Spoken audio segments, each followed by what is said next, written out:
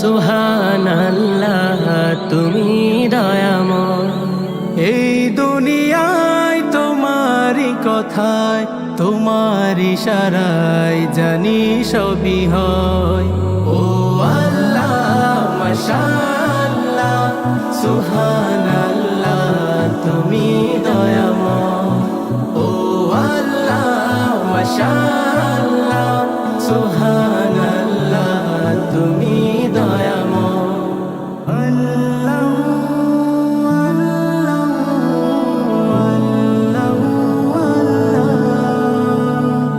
ঝরনা ছুটে চলে তোমার নামে, পাখিরা গান গায় তোমার শানে।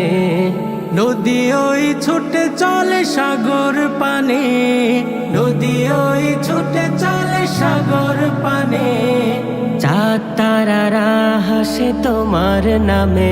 ও আল্লাহ মাশাআল্লাহ সুবহানাল্লাহ তুমি দয়াময়। ও আল্লাহ মাশাআল্লাহ সুবহানাল্লাহ তুমি দয়াময়। মেহেরপুর জেলার গাংনী থানার অন্তর্গত বাউট সাতিয়ান সলাইমানি মাদ্রাসা ময়দানে নাকি 111তম বাৎসরিক ইসালে সাওয়াবের অনুষ্ঠান। এটা মনে হয় অন্যান্য বছরে সারা রাত করেন আপনারা। এই সিস্টেম তো আমাদের অন্তত বৃহত্তর কুষ্টিয়া এলাকায় নেই।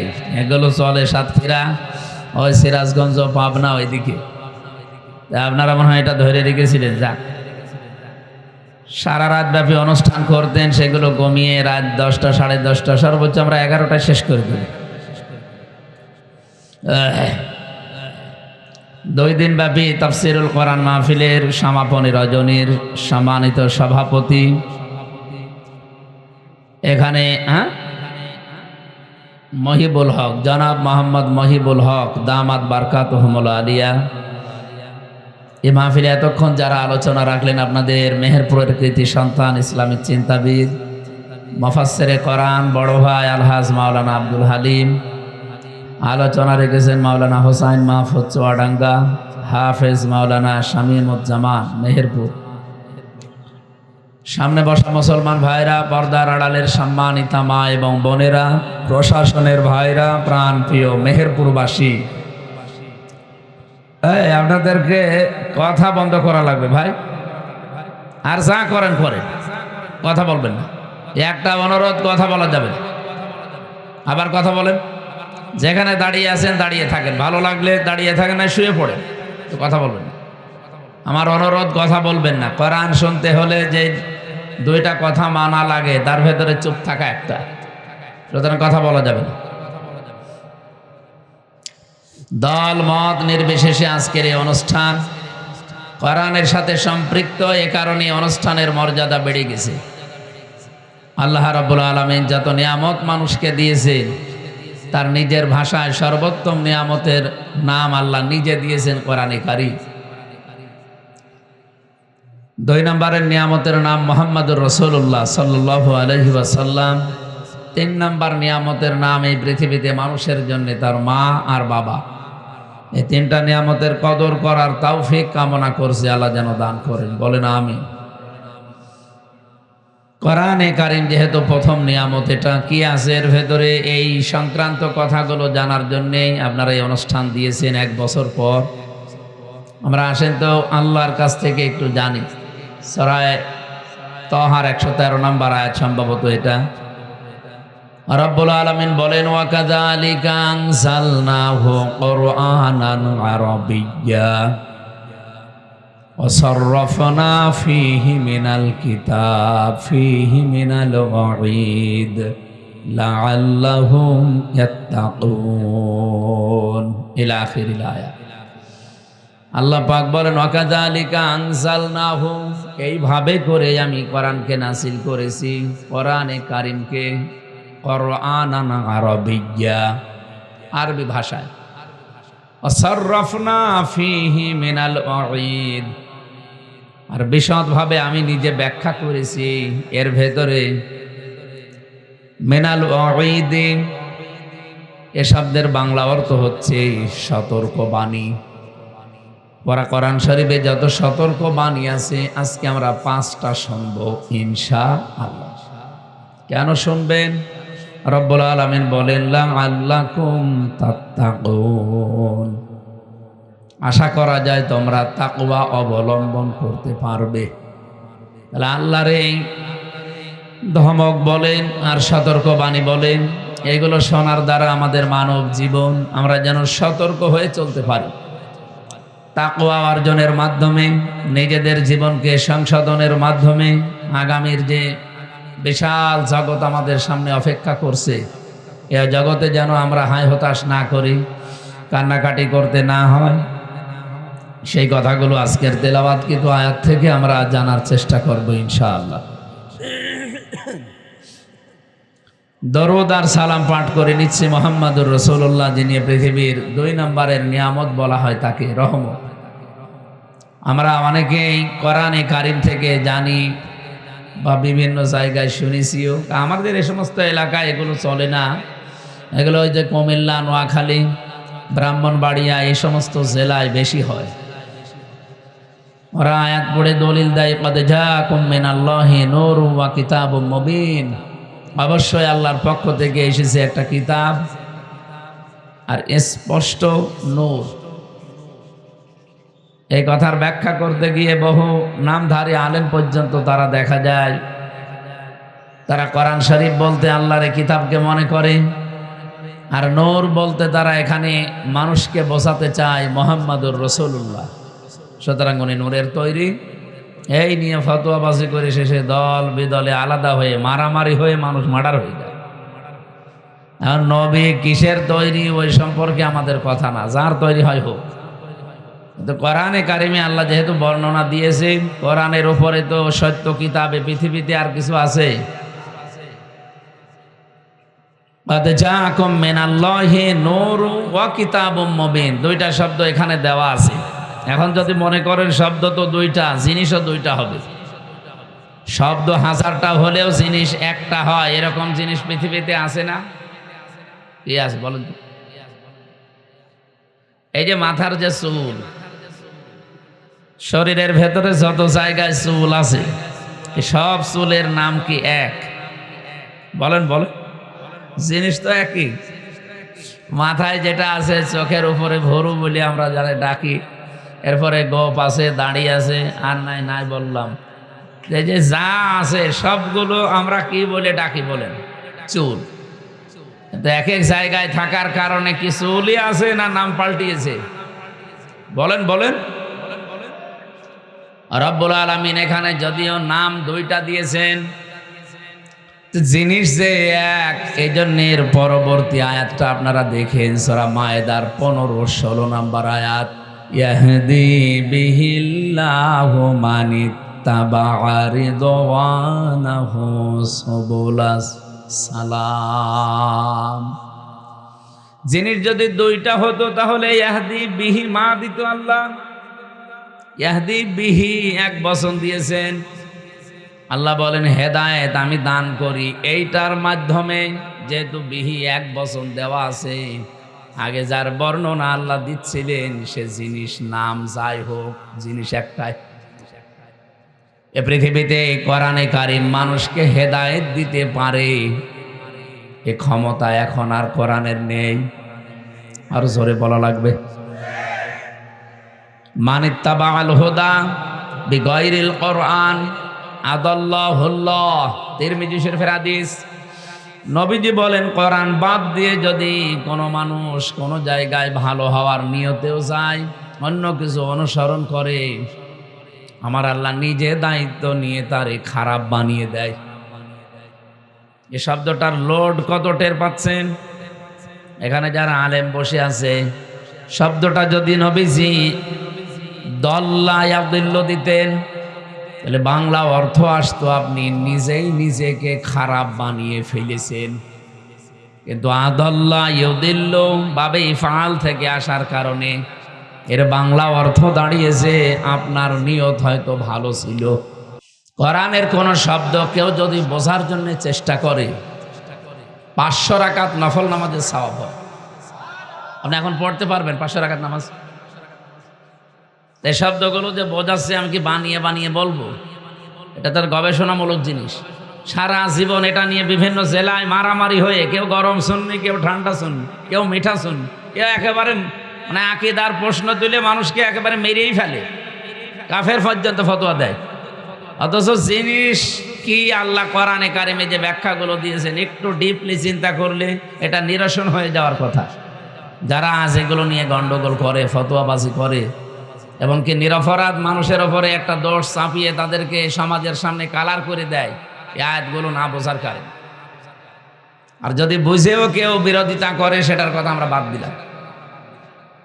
আল্লাহ তাআলা বলেন যে নবীজির হাদিস, এটা আদাল্লাহুল্লাহ ইফআল থেকে এসেছে, এজন্য বাংলা অর্থ দাঁড়িয়েছে আপনার নিয়ত হয়তো ভালো ছিল, আপনি এমন কোনো জায়গায় গিয়েছিলেন যে আপনি ভালো হয়ে যাবেন, কিন্তু যখন যে কোরআন শরীফ সেখানে ছিল না, হেদায়েতের এই মশাল, এই জন্য আল্লাহ নিজে দায়িত্ব নিয়ে আপনাকে গোমরা বানিয়ে দেবে, খারাপ বানিয়ে দেবে।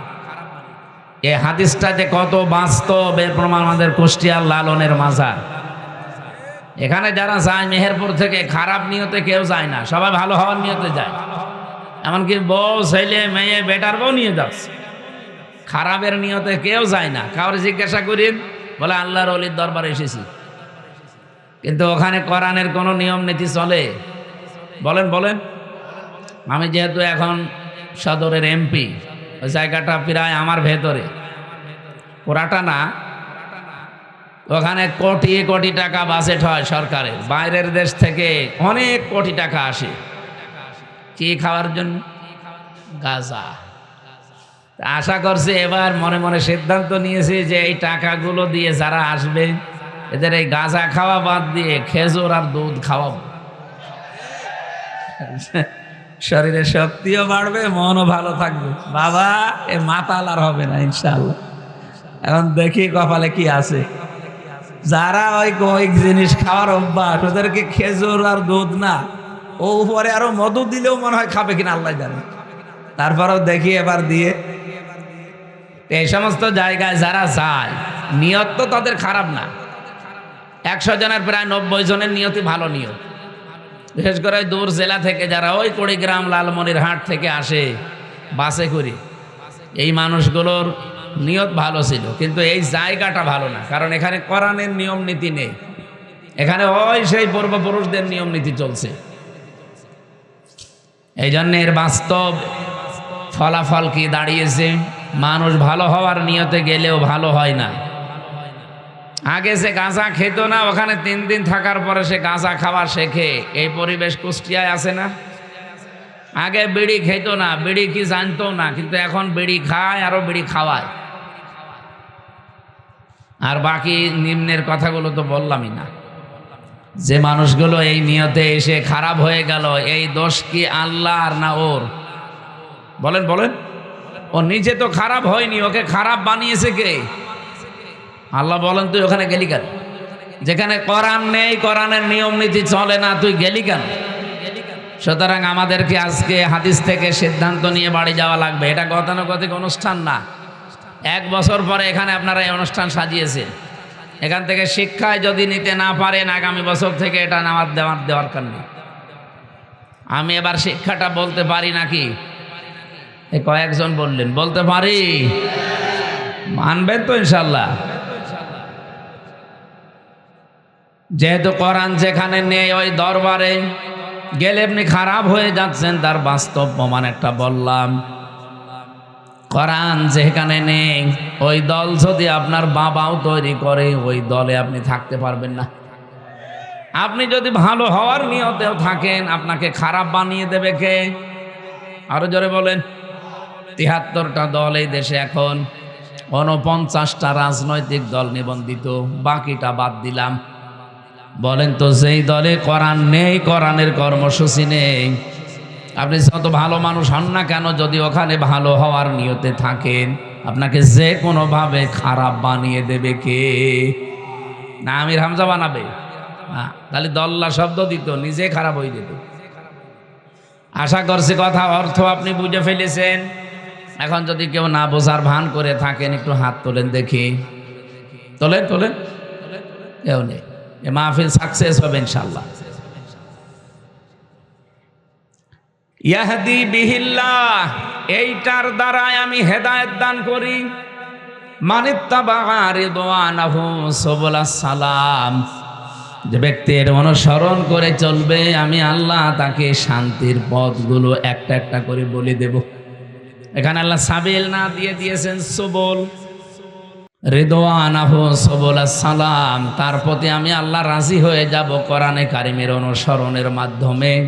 আর শান্তির যত রাস্তা আছে তাদের জন্য উন্মুক্ত হয়ে যাবে। জোরে বলুন সুবহানাল্লাহ। সুতরাং ওই রসুলের ওপরে দরুদ পড়ছি যে রসুলকে আল্লাহ এই পৃথিবীতে কোরআনে কারিম দিয়ে হেদায়েতের বাণী দিয়ে পাঠিয়ে আমাদের পর্যন্ত অলরেডি হেদায়েতের বাণী এসে গেছে। এরপরেও যদি এখন হেদায়েত কেউ না পায়, এই দোষটা সরাসরি কার? ওই একজন বলছে আল্লাহ। প্রশ্নপত্র হাতে থেকে যদি ফেল করে কেউ, সুতরাং প্রশ্ন আমাদের হাতে আছে। আমরা আজকে আর আল্লাহর যে সতর্ক বাণীগুলো আছে এগুলো দেখতে চাই সামনে, আমরা যেন ফেল না করি। সকলে বলেন আমিন। তেলাওয়াত করেছি সূরা ফাতির, একটা মাত্র আয়াত পড়েছি, এটা সম্ভবত 29 নম্বর আয়াত।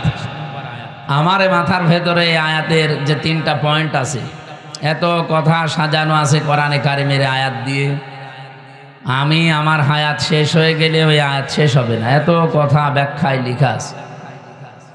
আজকের আলোচনার বিষয়, আমি কোরআনে কারিম থেকে যে নোটগুলো করেছি তার অন্যতম হচ্ছে 5 প্রকার মানুষকে জান্নাত ডাকতে থাকবে। জোরে বলেন সুবহানাল্লাহ। এ পৃথিবীতে বহু প্রকার মানুষ আছে, মাত্র 5 প্রকার মানুষ দুনিয়াতে যারা আমরা এর ভেতরে আজকে যদি পড়ে যাই, এই মানুষগুলোকে কিয়ামতের দিন জান্নাত ডাকতে থাকবে। কিয়ামতের ময়দানে সর্বপ্রথম হযরতে ইব্রাহিম আলাইহিস সালাম তিনি পোশাক পরা অবস্থায় উঠবেন। মুহাম্মদুর রাসূলুল্লাহ সাল্লাল্লাহু আলাইহি ওয়াসাল্লাম সেজদায় যে পড়ার কথা আমরা জানি, 1, 2, 3 বছর না 50 বছর একাধারে তিনি সেজদায় পড়ে থাকবেন। রব্বুল আলামিন বলেন, জান্নাতের যে দরজাগুলো আছে সর্বপ্রথম প্রতিটি দরজা ডাক দিতে থাকবে মুহাম্মদুর রাসূলুল্লাহকে। এরপরে নবীদের ভেতরে হযরত ইব্রাহিম আলাইহিস সালামকে, আর সাধারণ চ্যানেলে আমরা মানুষ যারা আছি তাদের ভেতরে ডাক দেবে সর্বপ্রথম হযরতে আবু বকর সিদ্দিক রাদিয়াল্লাহু তাআলা আনহুকে। আমার প্রশ্ন, তিনি কি করেছিলেন? জান্নাতের দরজাগুলো তাকে ডাকতে থাকবে, তিনি কি করলেন দুনিয়ায়? তিনি যে হায়াত পেয়েছিলেন 200-250 বছর, তাও না, আমাদের মতোই হায়াত তার ছিল। এই 60-70 বছরের মতো হায়াত, 63 বছর তিনি বেঁচে ছিলেন, তার জীবন থেকে পেয়েছি। কি এমন কাজ করে গেলেন যে জান্নাত তাকে ডাকতে থাকবে? নবীজি মাঝে মাঝে বলতেন, তাম পৃথিবীর আকাশে যে তারকাগুলো কেউ দেখতে পাও, যদি গণনা শুরু করো হয়তো একদিন গুনতে গুনতে শেষ হয়ে যাবে। হযরতে ওমর জীবনে মুসলমান হওয়ার পরে যে নেকির কাজে আঞ্জাম দিয়েছে, ওমরের নেকি শেষ হবে না। এটা শোনার পরে হযরতে আয়েশা সিদ্দিকা রাদিয়াল্লাহু তাআলা আনহা, নবীজির স্ত্রী, হযরতে আবু বকরের মেয়ে, তিনি একটু মনে মনে আফসোস করলেন যে মনে মনে যে আমার বাবার নামটা বললে একটু ভালো লাগতো। বিশ্ব নবী জানিয়েছিলেন,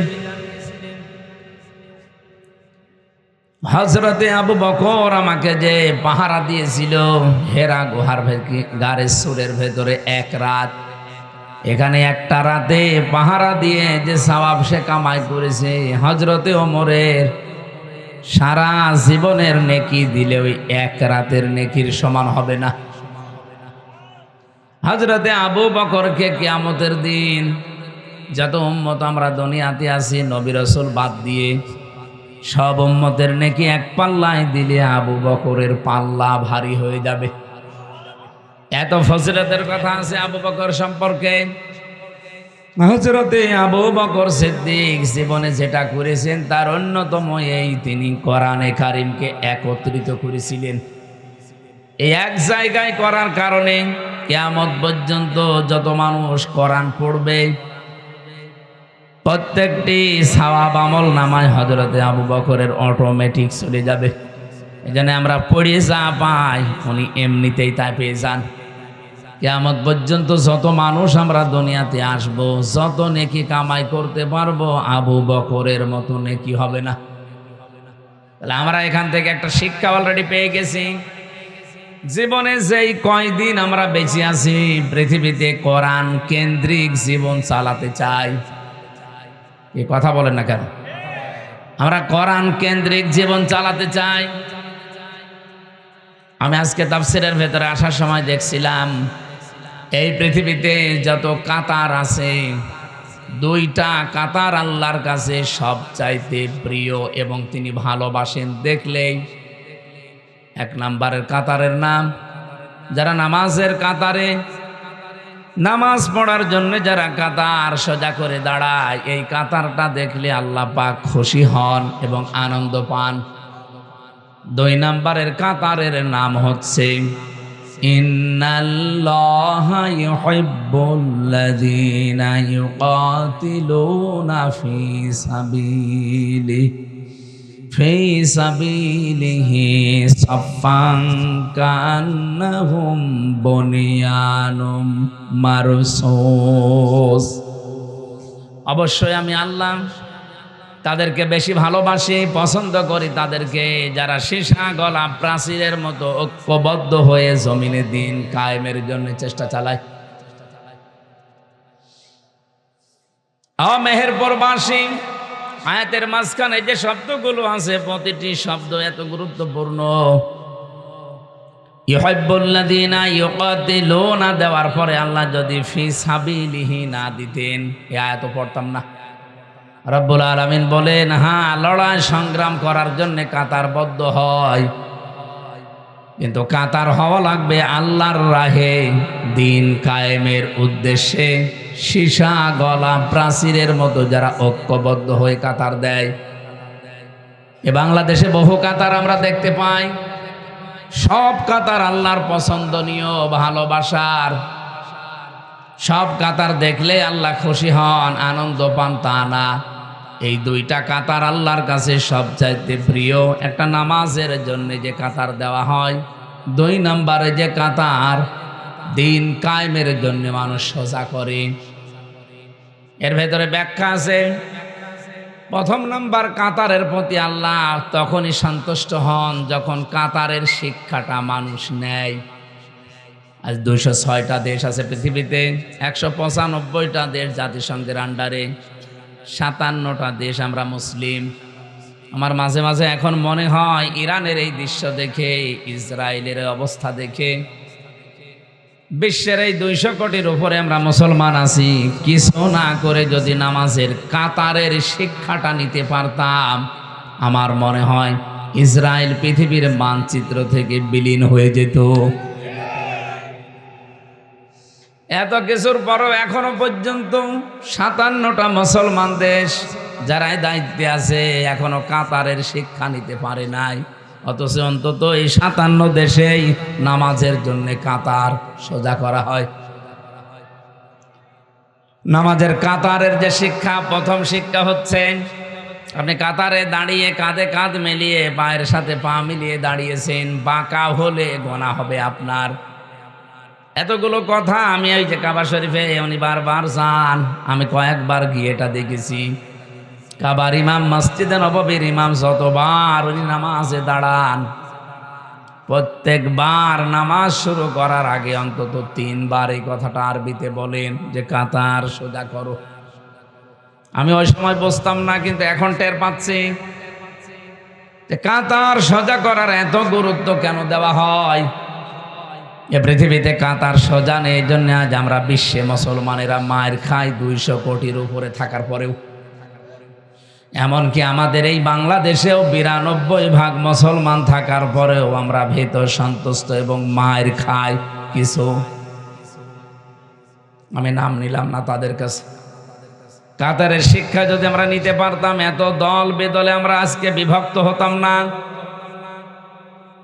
এই জন্য ওই কাতারটা আল্লাহর কাছে যেহেতু প্রিয়, নামাজের এই কাতার থেকে আমরা এই শিক্ষাটা পরিবারে, সমাজে এবং রাষ্ট্রে এবার নিয়ে যেতে চাই।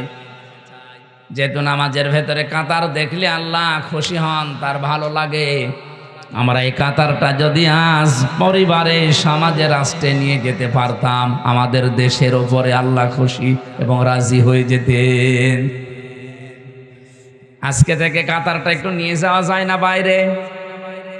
আমার তো মাঝে মাঝে এখন চিন্তা হয়, কাতারের শিক্ষা যদি মসজিদ থেকে বের করে আজকে এই বাউট বাজারে এখানে আমরা নিয়ে যেতে পারি, এই বাউট বাজারে যতগুলো অবৈধ জিনিস আছে কালকেই বন্ধ হয়ে যাওয়ার কথা।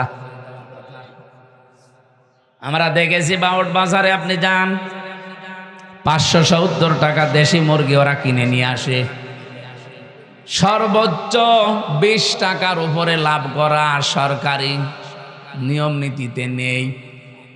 তাহলে আপনি 590 টাকায় সর্বোচ্চ বিক্রি করতে পারবেন। কত?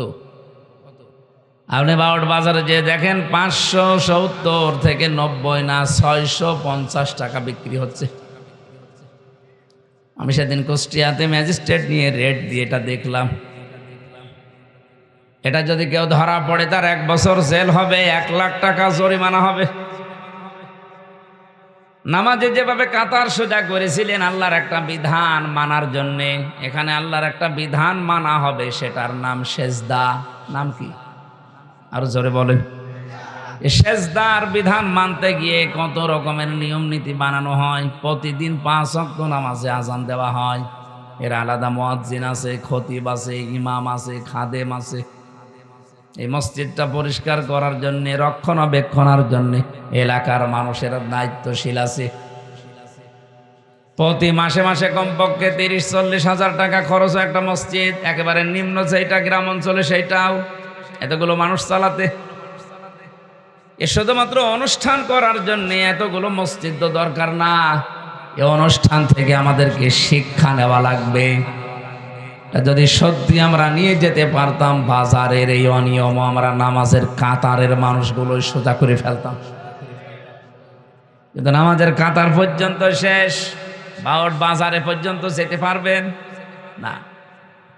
তো এ কাতার দেখে তো আল্লাহর ভালো লাগবে না, এ কাতার দেখে আল্লাহ খুশি হবে না, কারণ কাতারের যে প্রথম শিক্ষাটা এটাই আমরা নিতে পারলাম না। একটা বিধান পালন করতে যদি এত তীরের মতো সোজা হওয়া লাগে, আল্লাহর এরকম বিধান এখনো পর্যন্ত আছে 499টা।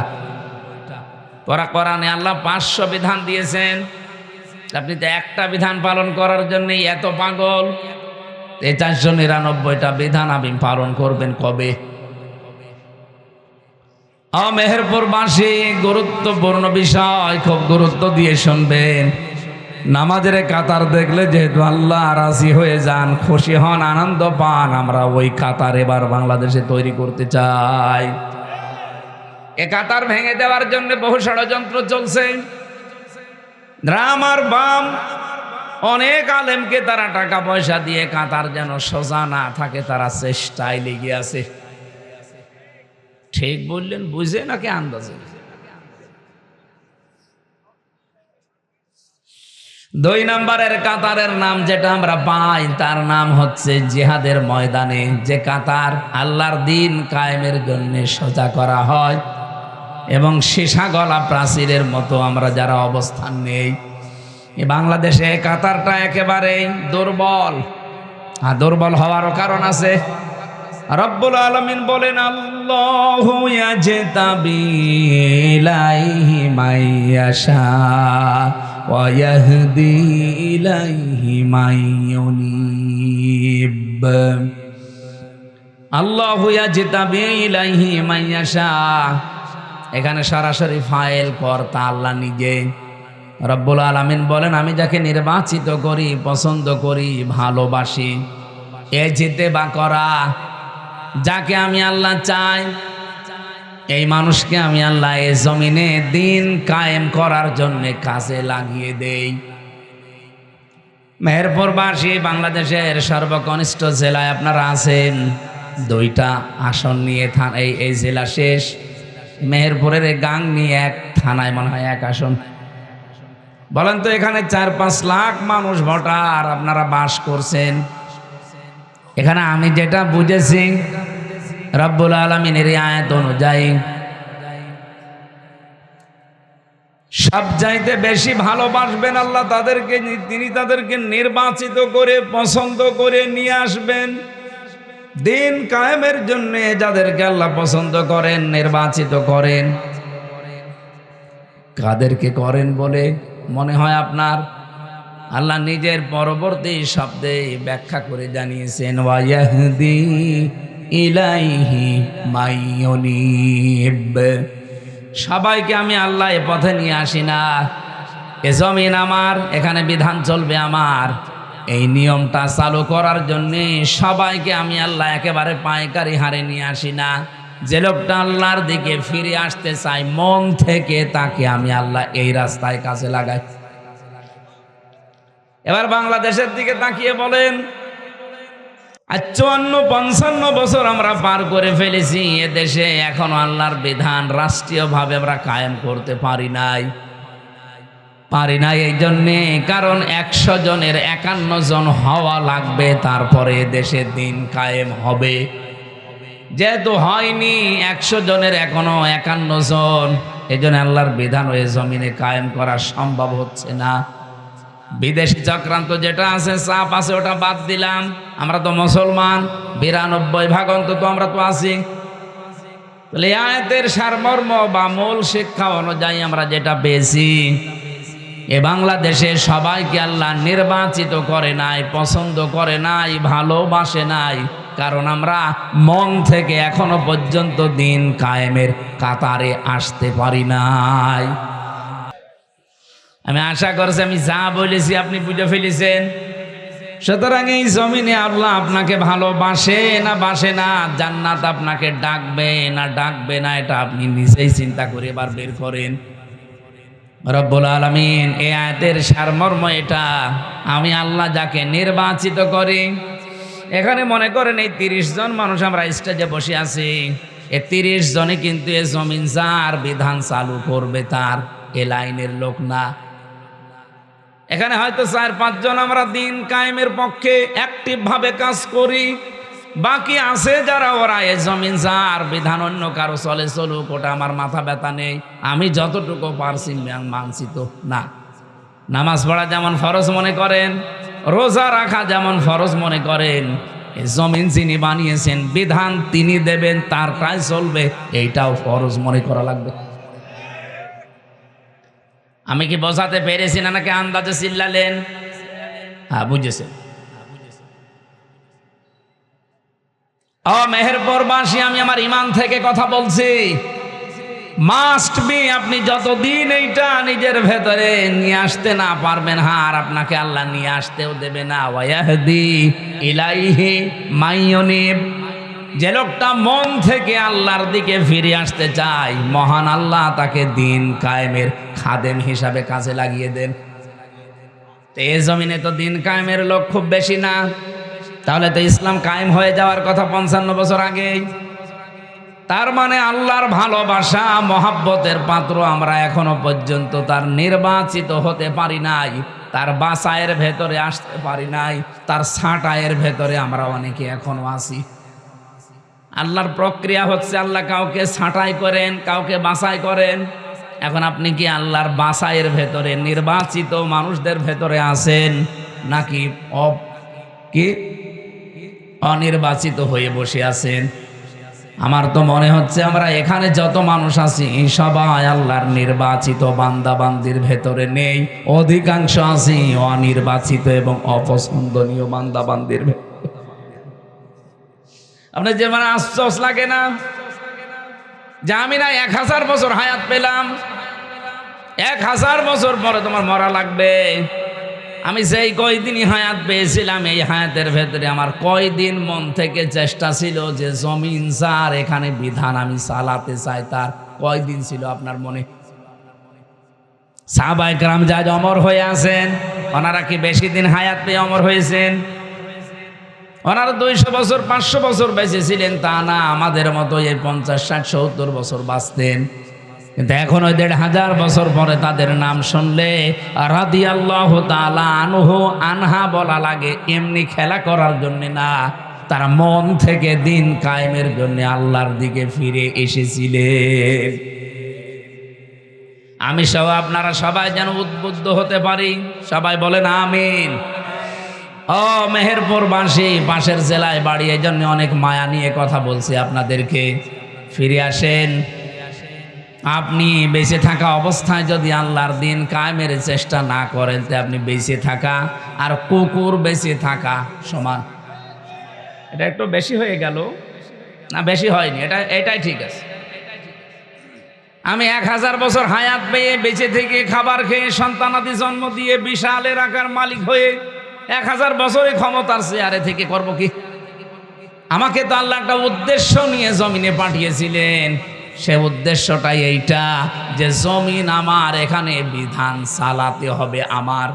আমি এখন এটা পারি নাই। 54 বছর চলছে মানুষের নিয়ম নীতি, আমিও শান্তিতে নেই, আমার এলাকাও শান্তিতে নেই।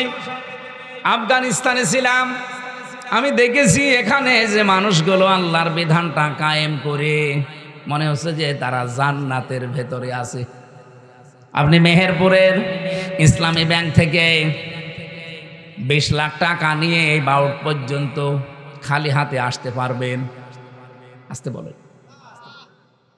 আসতে হয়তো পারবেন, মনের ভেতরে কত রকমের চিন্তা আসবে আপনার। কোন জায়গায় হয়তো ছিনতাইকারী আছে, ডাকাত আছে, এমনকি পথের ভেতরে যদি ধরে টাকা দিতে না চান মেরেও ফেলতে পারে। নাকি বেশি বলে ফেললাম? আমি নিজের চোখে দেখা আফগানিস্তানে আল্লাহর বান্দা 20 লক্ষ মনে করেন বাংলাদেশের টাকা এরকম পলিথিনের ভেতরে নিয়েছে। 3 কিলোমিটার দূরে তার বাড়ি ব্যাংক থেকে। লোকটা গাড়ি পায়নি, এজন্য হেঁটে যাচ্ছে, টাকা তুলে মনে হচ্ছে বাজার নিয়ে যাচ্ছে সব টাকা। মনের ভেতরে তার কোনো চিন্তা নেই, কোনো ভয় নেই, একটাই মাত্র ভয় আছে যে আমার আল্লাহ দেখতেছে। বলেন সুবহানাল্লাহ। আমরা এইটা চাই ভাই। আমাদের 56,000 বর্গ মাইল যেদিন এরকম হবে তখন আমাদেরও অভাব থাকবে না।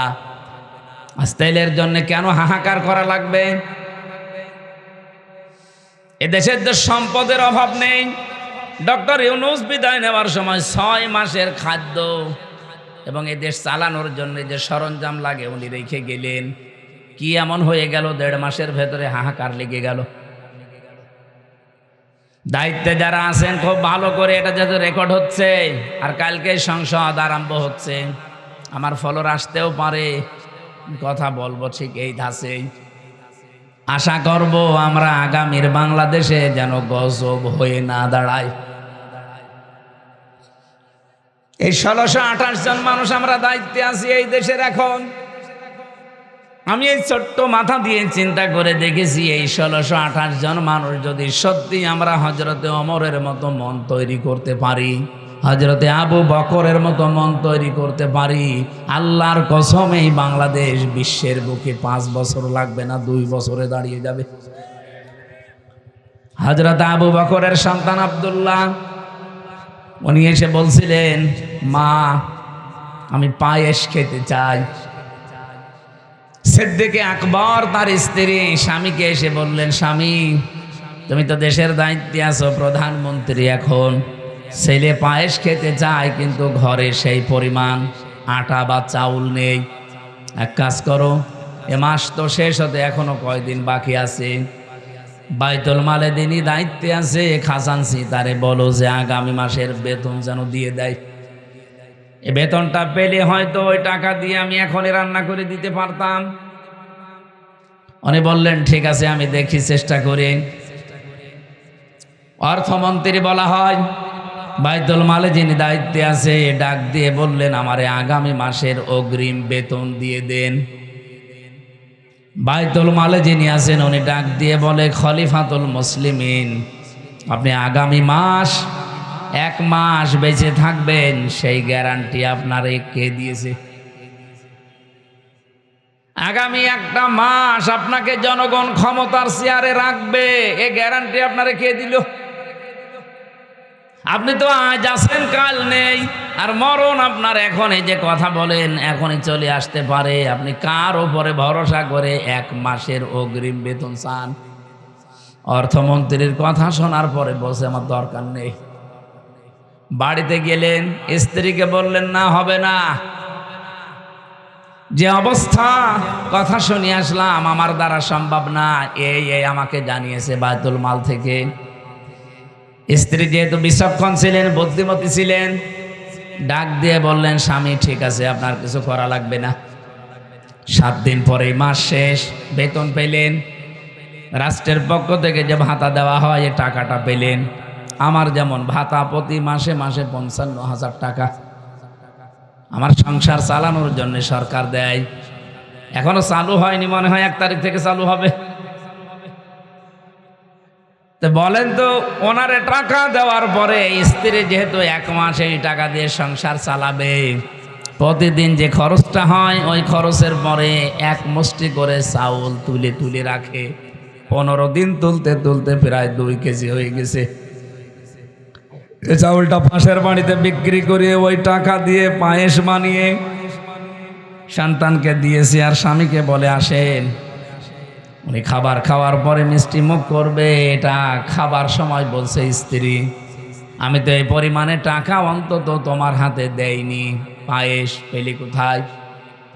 স্ত্রী বলে স্বামী আমার, আমি কোনো জায়গা থেকে অবৈধভাবে নিয়ে আসি নাই, আপনার দেওয়া টাকা থেকে আমি জমিয়ে জমিয়ে 2 কেজি মতো চাল বাঁচিয়েছি, এটা পাশের বাড়িতে বিক্রি করে সেই টাকা দিয়ে পায়েস বানানো, আপনি খান। আমার মনে হয় এর চাইতে আল্লাহর বন্ধু, আল্লাহর ওলি আর তো বলার অপেক্ষা রাখে না। স্বামী তো খুশি হয়ে যাওয়ার কথা যে কি বউ পেয়েছি আমি। খাবারটা সামনের দিকে ঠেলে দিলেন, স্ত্রী রাখো এটা, চলে গেলেন 1 দৌড় দিয়ে বায়তুল মালে।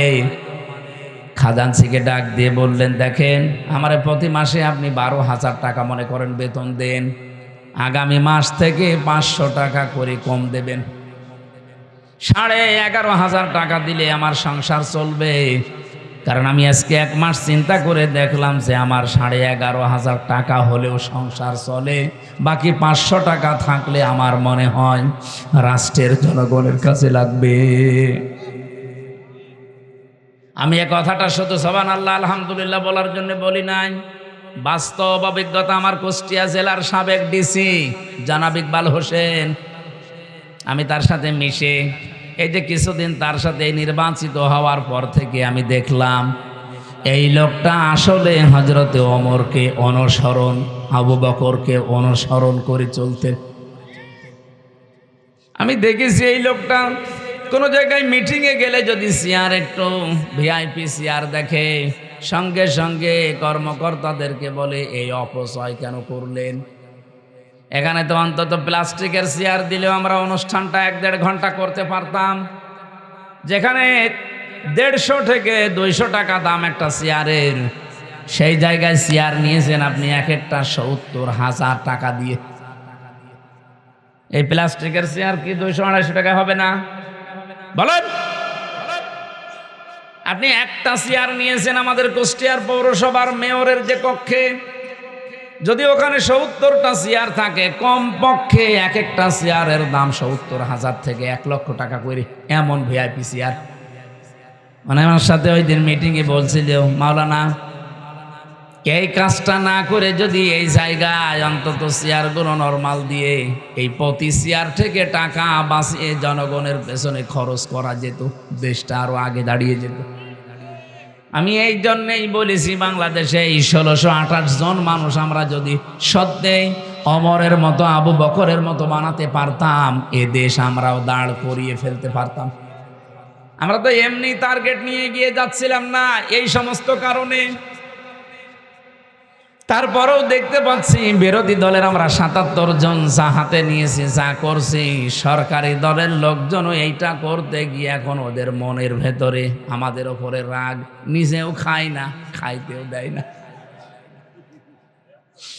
কারণ আমরা বলেছি সরকারি কোনো ট্যাক্স ফ্রি গাড়ি আমরা নেব না, কোনো ফ্ল্যাট নেব না, ফ্ল্যাট নেব না, সরকারি যে সুবিধা ওটা আমার দরকার নেই।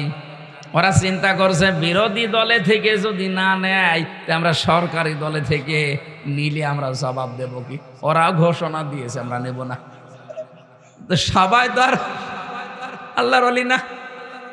ওদের 213 জনের ভেতরে যদি কয়েকজন বাদ দিয়ে আর 209 জন আছে, এই 209 জনের ভেতরে অলরেডি 3 ভাগ হয়ে গেছে। এক ভাগ বলছে নেব, আর একবার বলছে নেব না, আর মাঝখানের বলছে আল্লাহ যা করে। এরা মুসিবতে আছে। আমার ডাইনে বামে এমন এমন ভড়িয়ালা লোক আমি পেয়েছি, যেহেতুগুলো সিরিয়াল করা থাকে আগে থেকে, কে কোথায় বসবে আমরা জানিও না। আল্লাহর ইশারা ভেতরে যে দেখি আমার ডাইনে বামে সব ভড়িয়ালা, এমন বড় বড় ভড়ি, আমার মনে হয় ভড়ি ছিঁড়লে ওর ভেতর থেকে হয় ব্রিজ, কালভার্ট এগুলো বের হবে। মহিলারা ওদের দেখলে লজ্জা পাবে। রমিন ফারহানা আপা আছে, এরপরে যে মন্ত্রী পটলের মেয়ে আছে ফারজানা শারমিন, আমার মনে হয় এই তারপরে নায়াব ইসলাম ইউসুফ আছে ফরিদপুরের। এই আপারা আমাদের সামনে, আমার মাঝে মাঝে চিন্তা হয় আল্লাহ আমার ডাইনে বামে যে অবস্থা, ও ম্যাডামগুলো যদি এদের পেটের দিকে তাকায় ভাববে আল্লাহ ছেলে মেয়ে হয় আমাদের আর পেট হয় হুজুরের পাশে 2 জনের। কি ভড়ি, ও কোন মারা যাবে ভড়ির উপর।